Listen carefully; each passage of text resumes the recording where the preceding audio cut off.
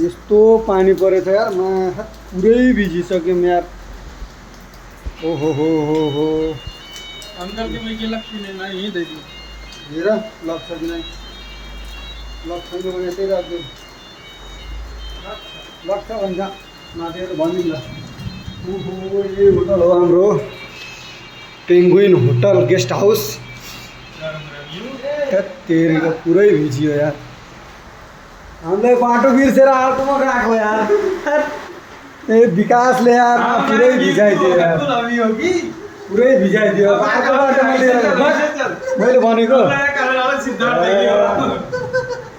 भन्नै रुममा 7 number street हो आउगा का तो सिद्धार्थ है परसो